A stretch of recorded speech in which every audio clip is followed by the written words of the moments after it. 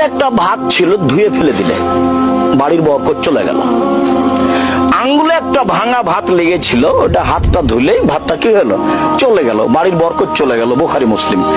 এই হাদিসটা এখন বুঝাতে পারছি কিনা আপনাদের? আঙ্গুল চেটে খেতে হবে, প্লেটটা চেটে খেতে হবে। যদি আপনার হাতটা ধুয়ে ফেলেন আর যদি ভাত চলে যায় তাতে, প্লেটটা যদি পানি ঢেলে দেন তাতে যদি ভাত চলে যায়, তাহলে বাড়ির বরকত কি হলো, চলে গেল। হাদিস বুখারী মুসলিম, আপনি মানতে বাধ্য। বরকত কিভাবে চলে যায় আপনারা বুঝতে পারবেন না।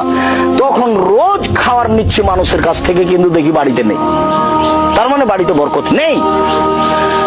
আর দেখি ওই যে 15 দিন আগে চাউল নিয়েছিলাম 20 কেজি, এখনো আছে, শেষই হয় না, তার মানে বরকত আছে। আয়েশা রাদিয়াল্লাহু তাআলা আনহা বলেন যে আল্লাহর নবী মারা গেলেন তখন অর্ধ সোয়া কেজি আটা ছিল বাড়িতে, সোয়া কেজি। ওই আটা নিয়ে রুটি বানায়, অনেক দিন খেলাম, শেষ হয় না। তখন আমি একদিন ভাবলাম যে আটাটা একটু মেপে দেখি তো কতটি আছে। মাপার পরে দেখি 2 দিন পরে আর নেই। চলন্ত জিনিসটা মাপবেন না। ওই যে 20 কেজি চাউল পেয়েছেন, 2 দিন খাওয়ার পরে আর মাপবেন না যে কতটি আছে, মাপলেই 2-3 দিনে শেষ হয়ে যাবে।